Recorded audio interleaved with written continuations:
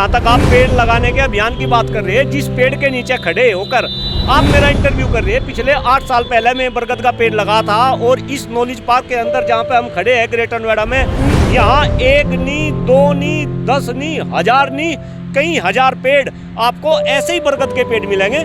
मुझे एक कनेक्शन मिला तो मैंने सोचा कि मैं भी इस फील्ड में घुसूं, लेकिन पहले मैंने पिछले लगभग 10 सालों से ये काम मैं निरंतर कर रहा और इस काम में जो मेरे हजारों बच्चे मेरे साथ में जुड़े हुए। जीवन का आधार है वृक्ष, पृथ्वी का श्रृंगार है वृक्ष, प्राण वायु दे रहे हैं हम सभी को, ऐसे परम उदार है वृक्ष।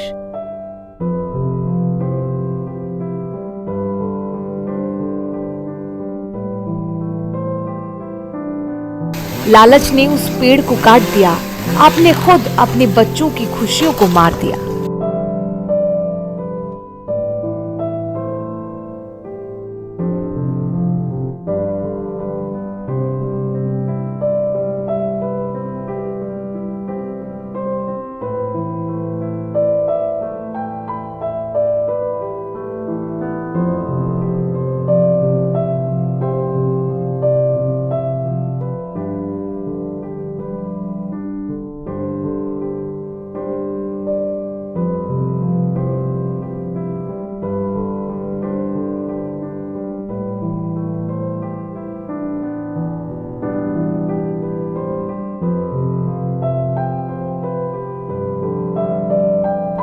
बचपन में उस पेड़ की छांव में खेला, उसके छांव में लगता था बड़ा सा मेला। जितने पेड़ काटे उसका दोगुना पेड़ लगाते हैं, आओ प्रदूषण की समस्या को जड़ से मिटाते हैं। प्रदूषण देश ही नहीं दुनिया के लिए भी एक बड़ी समस्या बन गई है। आज हम इस समस्या से परेशान हैं। वक्त के साथ बीत रहा एक एक क्षण हमें ऐसे काले भविष्य की ओर ले जा रहा है जहां हमारे लिए सांस लेना भी दुश्वार हो जाएगा। ऐसे में हम आने वाली पीढ़ी को क्या देंगे? अभी सांस लेना दूभर हो रहा है तो आगे क्या होगा? कैसे हम अपने बच्चों के लिए उनका कल हरा भरा बना सकते हैं? इसलिए जितने पेड़ काटे उसका दोगुना पेड़ लगाते हैं। आओ प्रदूषण की समस्या को जड़ से मिटाते हैं। आओ हम सब मिलकर पेड़ लगाते हैं।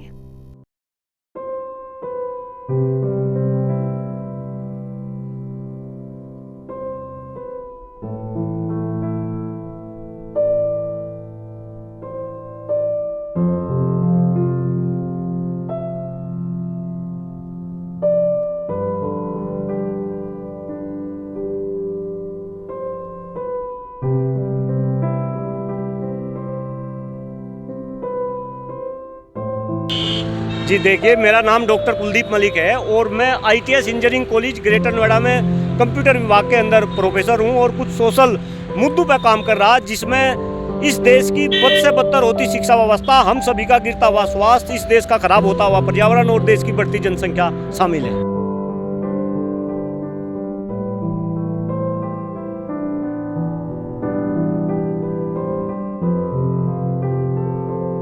तक आप पेड़ लगाने के अभियान की बात कर रहे हैं, जिस पेड़ के नीचे खड़े होकर आप मेरा इंटरव्यू कर रहे हैं, पिछले 8 साल पहले मैं बरगद का पेड़ लगा था और इस नॉलेज पार्क के अंदर जहाँ पे हम खड़े हैं ग्रेटर नोएडा में, यहाँ 1 नहीं 2 नहीं 10 नहीं 1000 नहीं कई हजार पेड़ आपको ऐसे ही बरगद के पेड़ मिलेंगे। पिछले लगभग 10 सालों से ये काम मैं निरंतर कर रहा और इस काम में जो मेरे भागीदारी है, जो सहयोगी है, ये 2 बच्चे भी आज मेरे साथ में खड़े हैं। ऐसे पता नहीं कितने बच्चे, हजारों बच्चे मेरे साथ में जुड़े हुए। और ये कोई डॉक्टर कुलदीप मलिक को इसका श्रेय नहीं जाता, ये श्रेय अगर किसी को जाता है तो इन बच्चों को जाता है, आप जैसे लोगों की जो दुआएं हैं उनको जाता है। और अल्टीमेटली सब प्रभु कराने वाला है भाई, उसने जिस रोल में उतार दिए वही रोल हम यहाँ पे प्ले कर रहे हैं।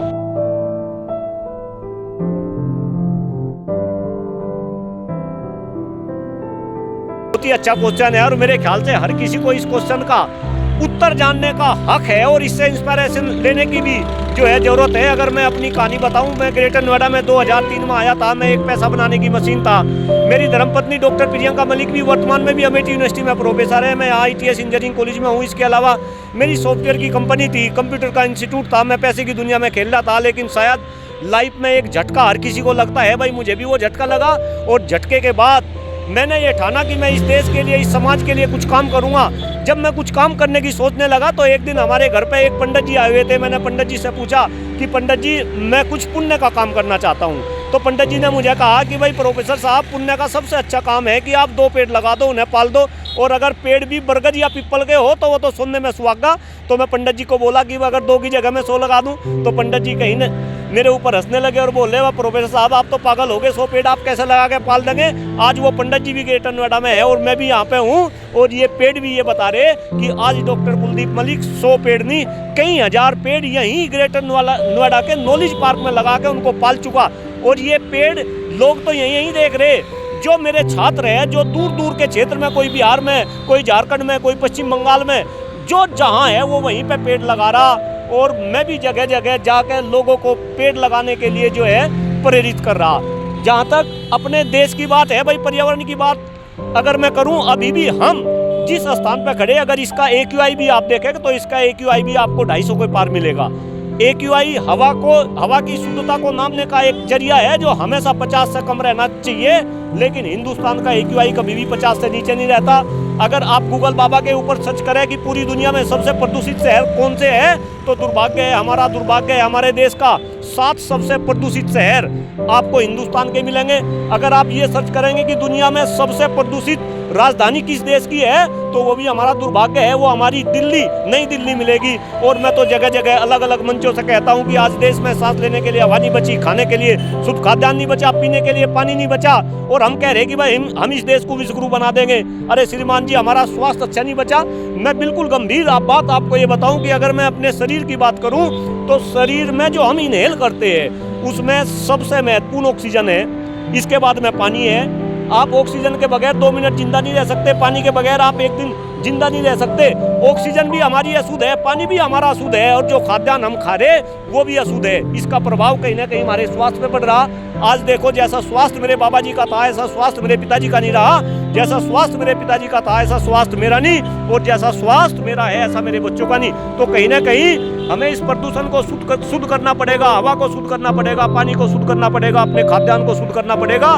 तभी आने वाले समय में ये देश विश्वगुरु बनेगा। ये देश विश्वगुरु मोदी जी, योगी जी, राहुल गांधी जी के कहने से नहीं बनेगा। इसमें आम जनमानस को भी अपनी भागीदारी निभानी पड़ेगी। मैं तो अपनी भागीदारी को समझ गया, और मुझे समझ के ये सब बच्चे भी समझ रहे, आप जैसे लोग भी समझ रहे, और आने वाले टाइम में मुझे आशा है, प्रभु पे भरोसा है कि सब लोग इस भागीदारी को समझेंगे, सब पर्यावरण संरक्षण के लिए आगे आएंगे। और जो तमगा हमारे ऊपर लगा हुआ है कि भाई हिंदुस्तान का पर्यावरण सबसे खराब है, मैं तो आपको बताऊं, जो बर्ड सेंचुरी है, यहीं ओखला बर्ड सेंचुरी है, उसकी भी खबरें आ रही कि यहाँ जो विदेशी पक्षी आते थे वे पक्षी भी उन्होंने आना बंद कर दिया। अभी श्राद्ध खत्म हुए, श्राद्ध का जिस दिन आखिरी का दिन होता है, हमारे यहाँ पड़ता है कि भाई कौवे को हम जिमाते हैं, कौवे कहीं नहीं दिखते, गोरैया कहीं नहीं दिखती। तो कहीं ना कहीं हमें सोचना पड़ेगा कि जब ये जीव धीरे धीरे गायब होने लग रहे, ऐसा ना हो कि आने वाले समय में ये पर्यावरण इतना ही खराब रहे, ये जो हम जो जीव है, जो मनुष्य जीव है, इस जीव पर भी आने वाले टाइम में संकट आएगा। इसीलिए पर्यावरण का संरक्षण करना, ग्लोबल वार्मिंग से बचना आज हम सब के लिए बेहद जरूरी भी हमारा अशुद्ध है, और जो खाद्यान्न हम खा रहे वो भी अशुद्ध है। इसका प्रभाव कहीं ना कहीं हमारे स्वास्थ्य पे पड़ रहा। आज देखो, जैसा स्वास्थ्य मेरे बाबा जी का था ऐसा स्वास्थ्य मेरे पिताजी का नहीं रहा, जैसा स्वास्थ्य मेरे पिताजी का था ऐसा स्वास्थ्य मेरा नहीं, और जैसा स्वास्थ्य मेरा है ऐसा मेरे बच्चों का नहीं। तो कहीं ना कहीं हमें इस प्रदूषण को शुद्ध करना पड़ेगा, हवा को शुद्ध करना पड़ेगा, पानी को शुद्ध करना पड़ेगा, अपने खाद्यान्न को शुद्ध करना पड़ेगा। तभी आने वाले समय में ये देश विश्वगुरु बनेगा। ये देश विश्वगुरु मोदी जी, योगी जी, राहुल गांधी जी के कहने से नहीं बनेगा। इसमें आम जनमानस को भी अपनी भागीदारी निभानी पड़ेगी। मैं तो अपनी भागीदारी को समझ गया, और मुझे समझ के ये सब बच्चे भी समझ रहे, आप जैसे लोग भी समझ रहे, और आने वाले टाइम में मुझे आशा है, प्रभु पे भरोसा है कि सब लोग इस भागीदारी को समझेंगे, सब पर्यावरण संरक्षण के लिए आगे आएंगे। और जो तमगा हमारे ऊपर लगा हुआ है कि भाई हिंदुस्तान का पर्यावरण सबसे खराब है, मैं तो आपको बताऊं, जो बर्ड सेंचुरी है, यहीं ओखला बर्ड सेंचुरी है, उसकी भी खबरें आ रही कि यहाँ जो विदेशी पक्षी आते थे वे पक्षी भी उन्होंने आना बंद कर दिया। अभी श्राद्ध खत्म हुए, श्राद्ध का जिस दिन आखिरी का दिन होता है, हमारे यहाँ पड़ता है कि भाई कौवे को हम जिमाते हैं, कौवे कहीं नहीं दिखते, गोरैया कहीं नहीं दिखती, तो कहीं ना कहीं हमें सोचना पड़ेगा कि जब ये जीव धीरे धीरे गायब होने लग रहे, ऐसा ना हो कि आने वाले समय में ये पर्यावरण इतना ही खराब रहे, ये हम जो जीव है, जो मनुष्य जीव है, इस जीव पर भी आने वाले टाइम में संकट आएगा। इसीलिए पर्यावरण का संरक्षण करना, ग्लोबल वार्मिंग से बचना आज हम सब के लिए बेहद जरूरी। हाँ, बहुत ही अच्छा आपका क्वेश्चन है भाई। जहाँ तक इस क्वेश्चन का जवाब है, मुझे ऐसा लग रहा कि कंप्यूटर साइंस के प्रोफेसर तो पूरे हिंदुस्तान में लाखों की संख्या में है, लेकिन पर्यावरण को बचाने वाले प्रोफेसर, भले ही कोई प्रोफेसर एनवायरमेंट साइंस का हो, शायद वो भी इस तरीके का काम नहीं कर सकता। अपने मुंह से मैं खुद अपनी बड़ाई नहीं करता, आप मीडिया कर्मी हैं और ये बरगद का पेड़ गवाह है कि मीडिया के लोग जब आते हैं तो इसी बरगद के पेड़ के नीचे मेरा इंटरव्यू करते हैं।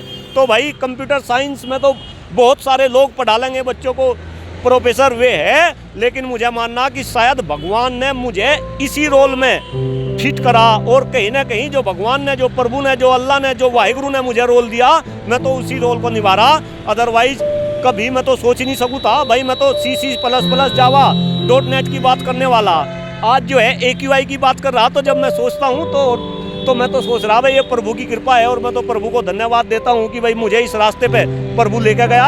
अदरवाइज कंप्यूटर साइंस का प्रोफेसर पैदा हुआ था, मर जाता, कोई ना पूछता। लेकिन अब मुझे ऐसा लग रहा कि आप इतनी दूर से चल के मेरा इंटरव्यू ले रहे, तो वो केवल कंप्यूटर साइंस के प्रोफेसर होने के नाते नहीं, मैं एनवायरनमेंट के लिए काम कर रहा, मैं पर्यावरण के लिए काम कर रहा, इस वजह से आप मेरा इंटरव्यू ले रहे। और मैं जितने भी मेरे दूसरे साथी लोग हैं और जो भी खास तौर से कंप्यूटर साइंस के प्रोफेसर हैं, मैं उनसे भी ये निवेदन करता हूँ, और मैं तो सभी शिक्षक समाज से ये निवेदन करता हूँ कि भाई अगर डॉक्टर कुलदीप अकेला अपने कुछ बच्चों के साथ मिलकर ऐसा कर सकता है, तो हम सब इकट्ठा होकर कितना क्रांतिकारी काम कर सकते हैं। इस बात पे आप चिंतन करें, नमन करें, सभी लोग पर्यावरण संरक्षण में अपना सहयोग दें। आप सिर्फ बरगद के ही पेड़ क्यों लगा रहे हैं? हाँ मैडम, मैं बरगद के नहीं, मैं बरगद, नीम, पीपल 3 तरीके के पेड़ लगाता हूँ। स्टार्टिंग मैंने 3 पेड़ से करी, लेकिन धीरे धीरे मैंने नीम के पेड़ लगाने कम कर दिए, क्योंकि नीम के पेड़ O30 काफ़ी लगाती है, लेकिन O30 पूरे ग्रेटर नोएडा में आप घूम लेंगे, कहीं भी O30 बरगद के पेड़ नहीं लगाती। इसके पीछे भी एक कारण है। जहाँ तक इन 3 पेड़ों की बात करूँ भाई, बरगद और पीपल, ये 2 पेड़ तो ऐसे हैं जो हमारे हिंदू धर्म में जो है देवतुल्य है, इनकी हम पूजा करते हैं। और प्रकृति को अगर सबसे ज़्यादा प्योरीफाई करने का काम करते हैं वो बरगद और पीपल करते हैं। बरगद एक ऐसा पेड़ भी है जिसकी आयु सबसे ज़्यादा होती है, 5000 साल तक जो है बरगद रहता है। और सबसे अच्छी बात मुझे ये लगती है कि जब ये बरगद का पेड़ बड़ा हो जाता है तो इसके ऊपर हजारों की संख्या में पक्षी आके अपना आशियाना बनाते हैं। तो अगर आपने ये एक बरगद का पेड़ लगा दिया तो आप ये मान लो कि आपने 1000 पक्षियों को आशियाना दे दिया। तो यही कारण है कि भाई मैं बरगद के पेड़ लगा रहा। और मैं फिर कह रहा, इस ग्रेटर नोएडा में आप कहीं भी घूम जाओ, जहाँ जहाँ आपको बरगद नज़र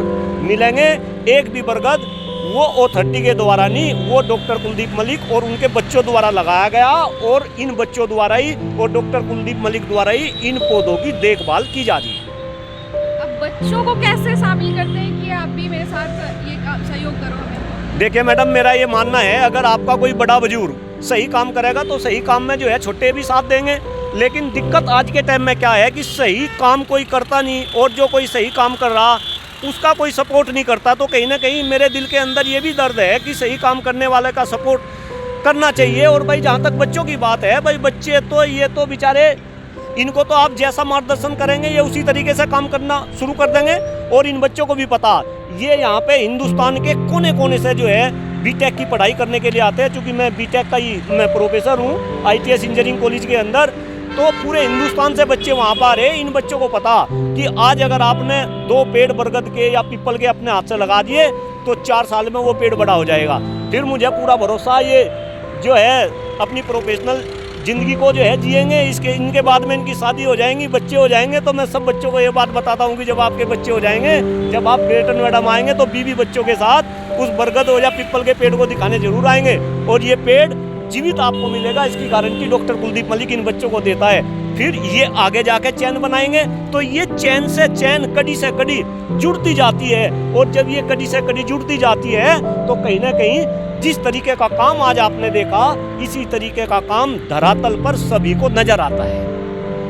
जब ये आप काम शुरू किए तब आपको अब तक कितनी राजनीतिक पार्टियां आपकी मदद करने के लिए उतरी या नहीं? भाई श्रीमान जी, जहाँ तक आप राजनीतिक पार्टी की बात कर रहे हैं, मदद बिल्कुल मतलब दुखी मन से कह रहा, मदद करने वाले लोग बहुत कम हैं। मदद नहीं करते। आप ये सारे पेड़ सुबह से शाम तक आप इन पेड़ों को गिनते रहो। जहाँ तक आर्थिक सहयोग की बात है, एक एक पैसा भाई मुझे पता मैं कैसे लगा रखा। मैं शायद अपने बीबी का, अपने बच्चों का पेट काट काट के इनमें पेड़ों को लगा रहा। कोई सहायता बहुत कम लोग करते हैं। हाँ, कुछ राक्षस प्रवृत्ति के लोग इस पृथ्वी में पहले भी थे और आज भी है। वे कहीं ना कहीं इन पेड़ों को नष्ट भी करने का काम करते हैं। अभी मैं नाम नहीं खोलना चाहता, एक यहीं पे ही पास में ही एक बहुत ही बड़ा शैक्षणिक संस्थान है, एक स्कूल है, उसके सामने हमने करीब 100 से 150 बरगद के पेड़ लगाए। अब उनकी साइकोलॉजी क्या है कि जब ये पेड़ बड़े हो जाएंगे तो उनके कॉलेज की बिल्डिंग नहीं देखेंगी। अब देखो जो ऐसे लोग हैं, जो पैसे वाले लोग हैं, उनकी क्या सोच है, तो उन्होंने वहाँ से कम 70 पेड़ वे उखड़वा दिए। अब जब वे पेड़ उखाड़ देते, इसकी सूचना मुझे मिली, मैंने तभी पुलिस को कांटेक्ट करा। पुलिस के लोग वहाँ पे गए। उन 100-150 पेड़ में से अभी भी 30-40 पेड़ अभी भी वहाँ पे जो है जिंदा है। आने वाले टाइम में अगर वे सारे पेड़ होते तो अलग ही माहौल होता वहाँ पे। तो ये राक्षस प्रवृत्ति के लोग भी जब कोई सही काम करता है तो राक्षस प्रवृत्ति के लोग उसमें अपना विघन जरूर पहले से डालते हुए आए, वे आज भी डाल रहे। लेकिन मुझे पता, हमें इनकी परवाह नहीं करनी। निरंतरता के साथ, कर्मठता के साथ, समर्पण भाव के साथ हमें अपना काम करना है। बाकी तो सब ऊपर वाला है, वो सब देख रहा कौन क्या कर रहा।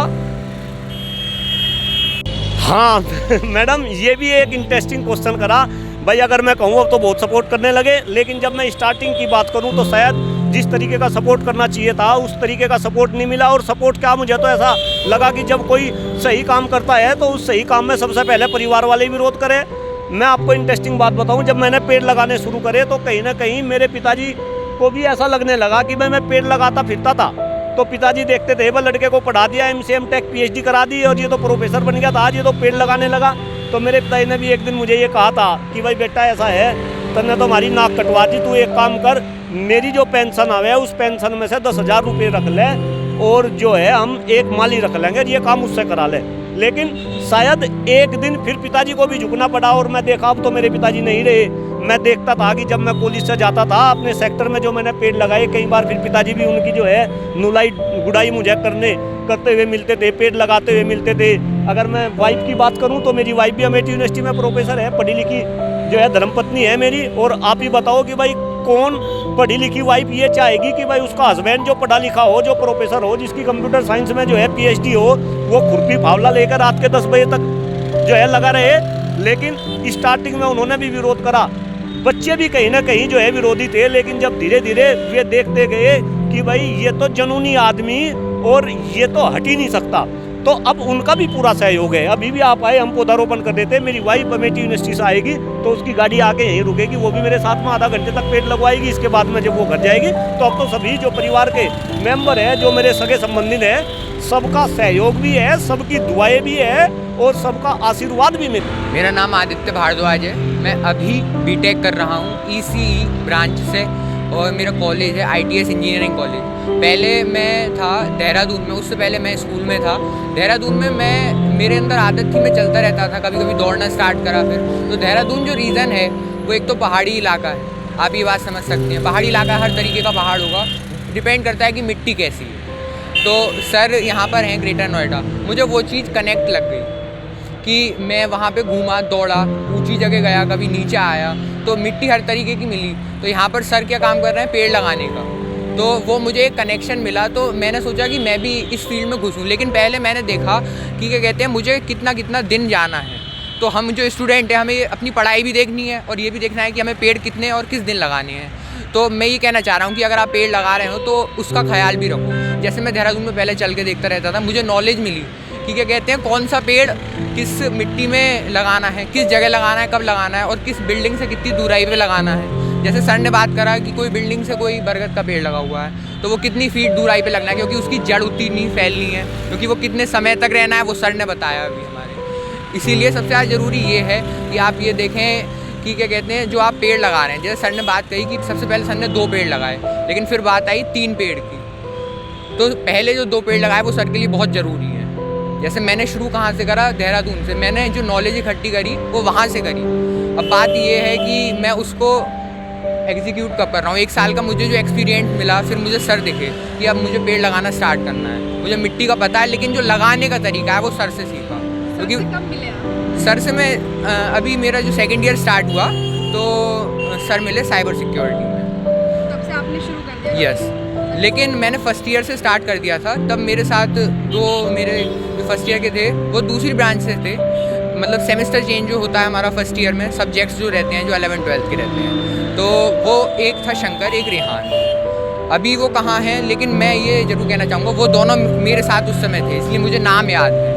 नाम याद है मतलब उन्होंने मेरे साथ पेड़ लगाया। अगर वो ये चीज़ देख रहे हैं तो वो बताएंगे कि हाँ हमने पेड़ लगाया, इसके साथ लगाया। और हो सकता है मैं भी उनको जब वो ये बात कहें तो मैं ये कहूँ कि हाँ ये वो दोनों हैं। तो सबसे ज़्यादा जरूरी सर ने कहा चेन बनाना, तो वो 2 बच्चे हैं। फिर मैं दोबारा आया तो 2 और थे, वो मेरे साथ के थे, मतलब वो नहीं। फिर सेकेंड ईयर में जूनियर्स, अब सर। तो जो एक कनेक्शन है, सर ने कहा चेन बनाने का, वो बहुत ज़रूरी है।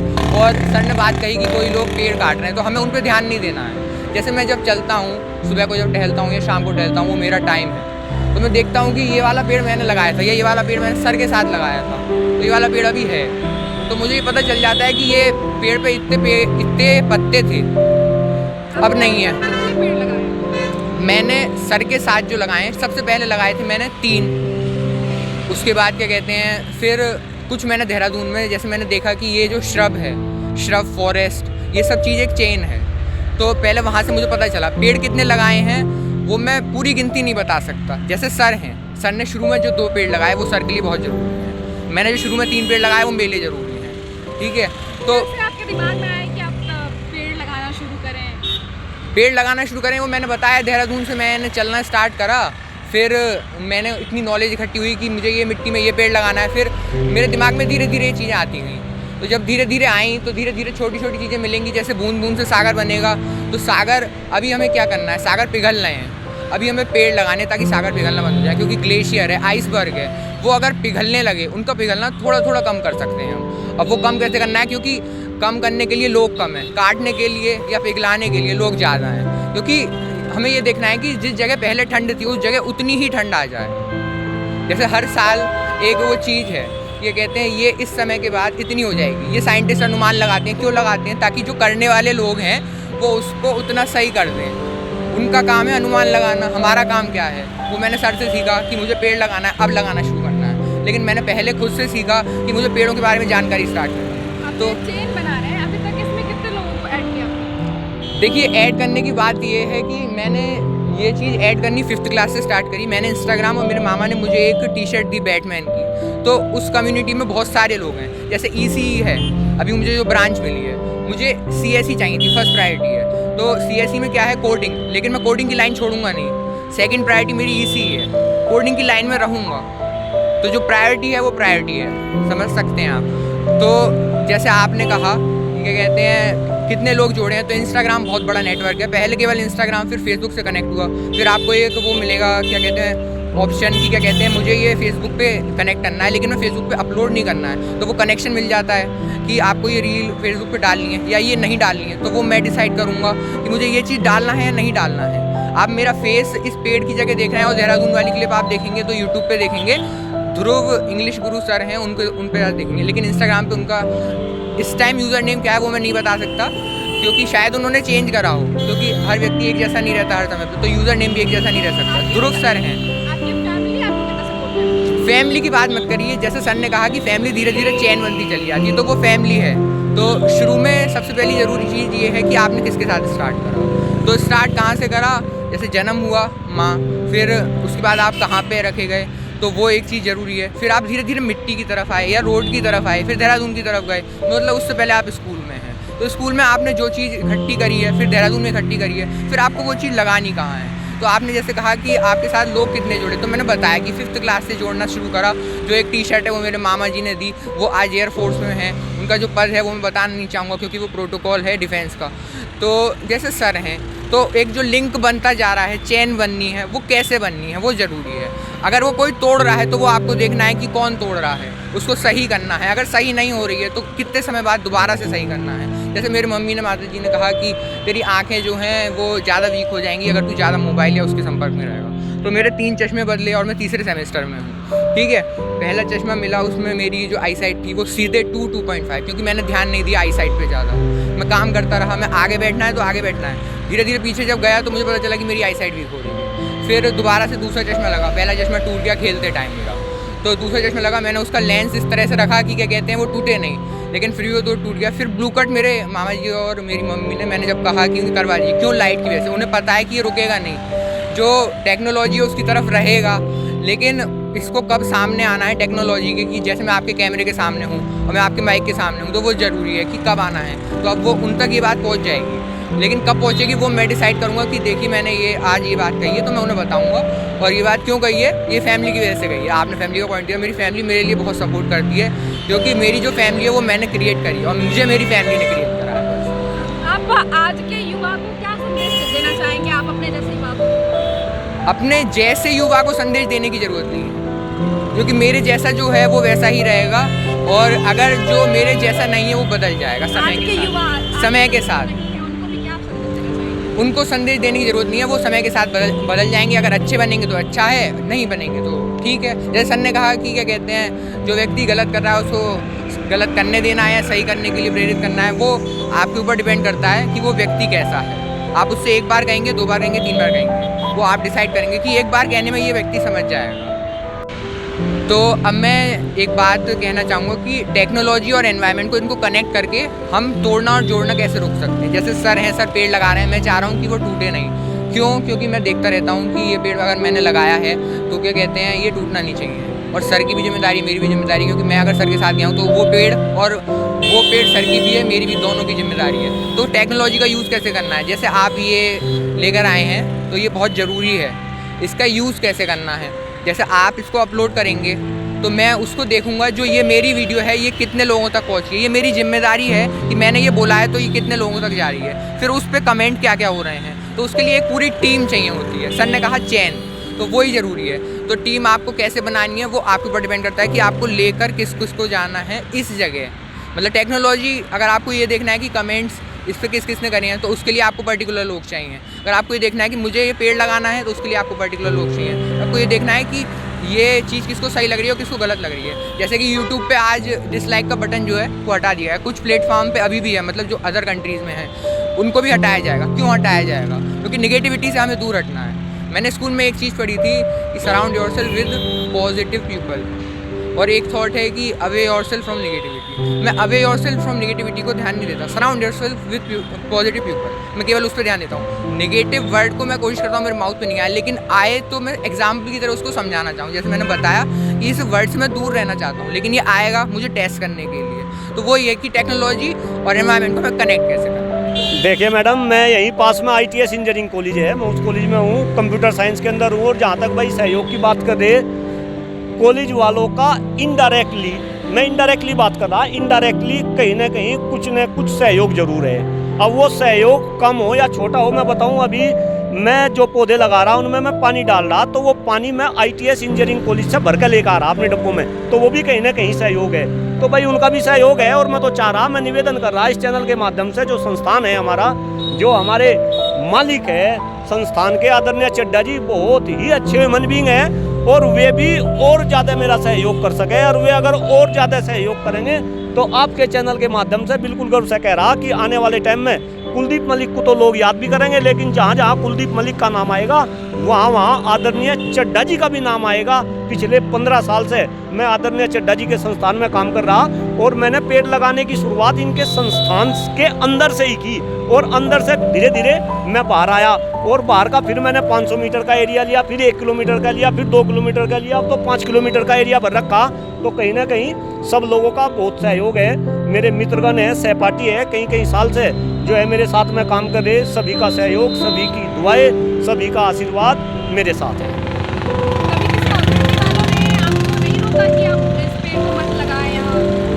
हाँ नहीं मैडम, ऐसी तो कोई बात नहीं हुई, चूँकि भाई बताऊँ, ये तो मैं एक टाइप से ऑथोरिटी का ही काम कर रहा है। ये काम तो ऑथोरिटी का है, लेकिन ऑथोरिटी को भी जिस तरीके से काम करना चाहिए उस तरीके का काम शायद भाई रिसोर्सेज की कमी हो सके या कुछ और कमी हो सके।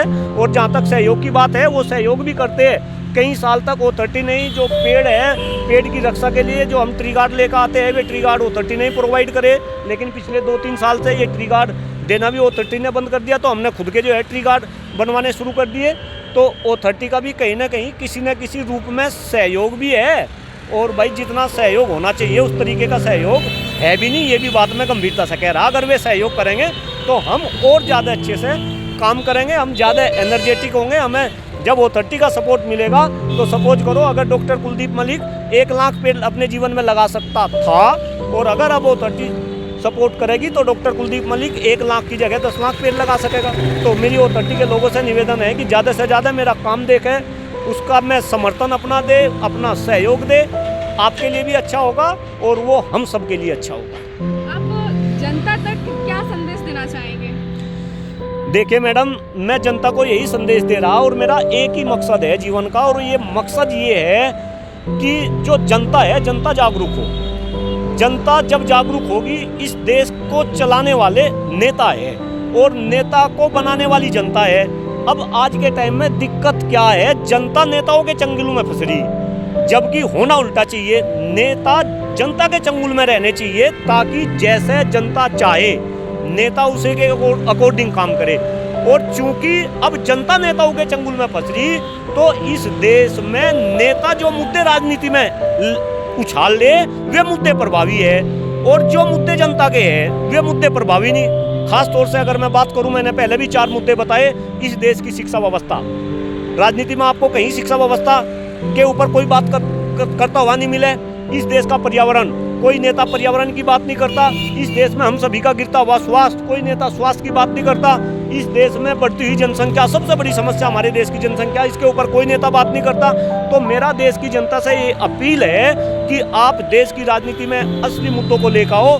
ये नेता हमें कहीं न कहीं हिंदू, मुस्लिम, जाति, धर्म, संप्रदाय के मुद्दों पर उलझा रहे और हमसे वोट ले रहे, और वोट लेने के बाद ये मजा ले रहे। जो इन्हें काम करना चाहिए वो काम नहीं कर रहे। अदरवाइज ये देश हमारा सोने की चिड़िया था, अंग्रेज इसे लूट के ले गए। हम दोबारा भी सोने की चिड़िया बन सकते थे अगर हम पूर्व में विश्वगुरु थे। अगर नेता अच्छे काम करे, जनता जागरूक हो जाए, तो आने वाले टाइम में भी हम विश्वगुरु बन सकते हैं। क्योंकि संसाधन वही है, भूभाग हमारे पास वही है, प्रकृति हमारे पास वही है। तो अगर नेता अच्छे हो जाए, जनता जागरूक हो जाए, तो ये देश दोबारा से विश्वगुरु बन सकता है। ये डॉक्टर कुलदीप मलिक कह रहा।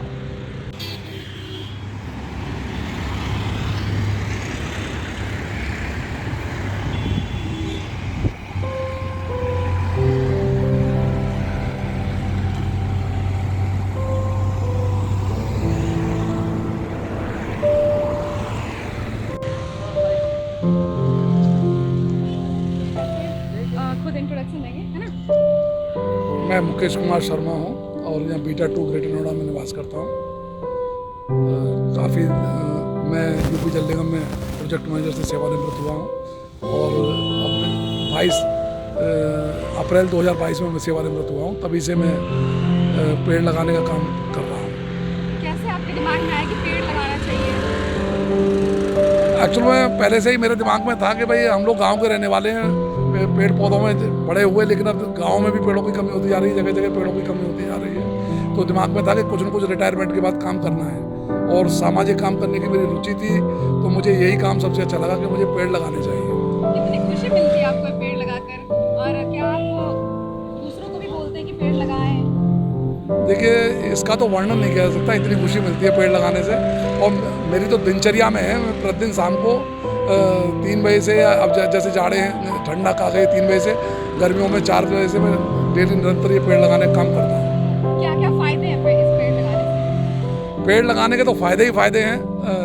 सबसे बड़ी जीवनदायिनी ऑक्सीजन हमको मिलती है, और जो हमारे चारों तरफ कार्बन डाइऑक्साइड है, जो पॉल्यूशन है, उसको पेड़ सोखते हैं और हमें जीवन देते हैं। कितने पेड़ लगा चुके हैं? मैं अभी तक करीब 7800 पेड़ लगा चुका हूँ अपने हाथ से, और मैं उसके साथ साथ सैम्पलिंग्स भी लोगों को प्रोवाइड कराता हूँ। करीब मैं इस बीच में करीब 35,000 डिफरेंट मलिक साहब जैसे लोगों को साथ मिलकर काम करने में 35,000 सैम्पलिंग्स में लोगों को प्रोवाइड करा चुका हूँ। आप मलिक जी से कब मिले और कब से इनके साथ? हाँ, ये बहुत इंटरेस्टिंग कहानी है। जब मैं, जैसे कि मैंने बताया, सेवानिवृत्त हुआ, तो 5 जून को पर्यावरण दिवस होता है। मेरे घर पे अमर उजाला पेपर आता है। अमर उजाला पेपर में एक नीचे जो लोकल सिटी पे न्यूज़ होती है उसमें आया मलिक साहब के बारे में कि ये पेड़ लगाते हैं और नॉलेज पार्क में। तो मैं कंटिन्यूस, अब उसमें फ़ोन नंबर नहीं था, मैं लगा, और बीटा 2 में ही मैं रहता हूँ, बीटा 2 में ही मलिक साहब रहते हैं। तो मुझे बहुत जिज्ञासा हुई, मैं ढूंढता रहा, लेकिन मलिक साहब से मेरी मुलाकात नहीं हुई। करीब 4 महीने बाद मुझे किसी ने नंबर दिया, तब मेरी मलिक साहब से मुलाकात हुई। और कई दिन के प्रयास के बाद मलिक साहब से मैं मिला यहाँ कॉलेज में आके। तो जब मैंने इनका काम देखा तो मैं अभिभूत हो गया बिल्कुल, और बहुत अपने को धन्य समझा कि मलिक साहब जैसे व्यक्ति से मुझे जुड़ने का मौका मिला। तब से मैं निरंतर आपके संपर्क में हूँ। आप जैसा मार्गदर्शन करते हैं वैसे मैं काम कर रहा हूँ। जैसा कि आपने अभी देखा होगा, मलिक साहब ने पिछले 10 साल से यहाँ काम कर रहे हैं। और अथॉरिटी, हमारे ग्रेटर नोएडा बहुत हरा भरा क्षेत्र है, यहाँ बहुत सारे पेड़ लगे हुए हैं, लेकिन बरगद का पेड़ अथॉरिटी नहीं लगाती है। और जितना बरगद आप ग्रेटर नोएडा में देख रहे हो, खासतौर से नॉलेज पार्क में देख रहे हो, वो सब मलिक साहब का लगाया हुआ है। मलिक साहब पिछले 10 साल से पेड़ लगाने का काम कर रहे हैं, और उसमें खाली लगा के ही नहीं छोड़ देते हैं। इनकी देखभाल से, आप देखो हम इस पेड़ पे खड़े हैं तो ये ट्री गार्ड लगा हुआ है।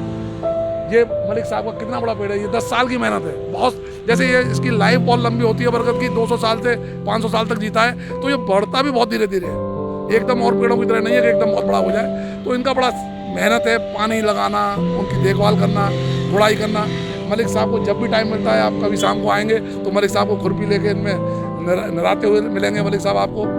और अंधेरा होने तक, रात को 9-9 बजे तक इन्होंने मुझसे भी बुजुर्ग आदमी से काम कराया है, तो इनके जो उसमें आ जाता है। और सबसे बड़ी एक चीज़ जो मैं सबसे ज़्यादा इनसे प्रभावित हूँ, ये बच्चों को डेली कॉल करते हैं, एक ग्रुप बना रखा है, उसमें बच्चों को कॉल करते हैं, भाई आज मैं लगाने जा रहा हूँ, आप आइए। किसी को व्यक्तिगत नहीं बुलाते। 2 बच्चे की ज़रूरत है, 2 बच्चे आते हैं, 4 बच्चे की ज़रूरत है, 4 बच्चे आते हैं। आज भी आपने देखा होगा हमारे बच्चे काम कर रहे हैं। तो ये भविष्य हमारा तैयार हो रहा है। ये बच्चा ऐसा नहीं है कि साल में एक ही पेड़ लगाएगा या खाली उसका स्लोगन दे के रह जाएगा, पेड़ लगाओ पेड़ बचाओ, ऐसा नहीं है। ये बच्चे फील्ड में जाके जरूर काम करेंगे। और मैं समझ रहा हूँ अगर इनमें से आधों ने भी मलिक साहब की तरह काम किया तो हमारे पर्यावरण के लिए, हमारे देश के लिए बहुत ही अच्छा होगा। एक हमारी सशक्त टीम तैयार हो रही है, धीरे धीरे लोग बढ़ रहे हैं।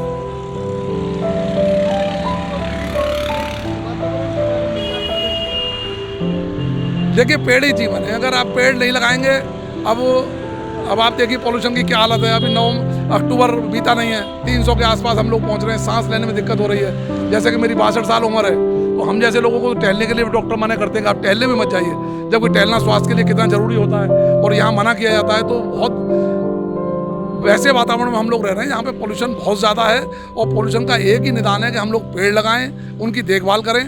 गवर्नमेंट सेक्टर बहुत अच्छा कर रहा है, लेकिन एक गवर्नमेंट सेक्टर के करने से सारी चीज़ें नहीं हो सकती हैं। जब तक जन सहभागिता नहीं होगी, जनता नहीं जुड़ेगी, तब तक ये काम अच्छे से नहीं हो सकता है। अगर कोई जरा सा ठान ले कि अपने घर के आगे पेड़ हैं, उसकी उसे देखभाल करनी है, तो बहुत कुछ हो सकता है। और कुछ हमारे यहाँ पे कुछ वो भी चीज़ें हैं बड़ी अजीब सी लगती है। मैं पार्क में टहलने जाता हूँ तो लोग इससे बड़े बड़े पेड़, पीपल के पेड़ में पानी लगा रहे होते हैं। अब पंडित जी ने तो ये बताया पीपल के पेड़ में पानी लगाना, बड़े पेड़ में थोड़ी पानी लगाना है। इतना विवेक तो रखो भाई कि कम से कम एक छोटा पेड़ लगाओ, उसमें पानी लगाओ, तो तुम्हें पुण्य मिलेगा। अब बड़े पेड़ में जेट भरने से, उसके जाके और उसको सहलाने से, कुछ पानी लगाने से उससे कुछ नहीं होने वाला। लोगों को जागरूक होना पड़ेगा। पीपल में पानी लगाने के लिए पंडित जी बोल रहे हैं, बरगद में पानी लगाने के लिए बोल रहे हैं, तो पेड़ लगाइए, उसमें पानी दीजिए, उसको सींचिए, उसको बड़ा करिए। एक मैं ये चाहूँगा कि भाई जन सहभागिता में सबसे बड़ी बात है कि हम लोग कहीं भी कोई वृक्ष को नुकसान हो रहा है तो हम लोगों को उसमें हस्तक्षेप करना चाहिए, उससे रिक्वेस्ट करनी चाहिए कि भाई वृक्ष को नुकसान ना पहुँचाएं और इसको पल्लवित पुष्पित होने दें।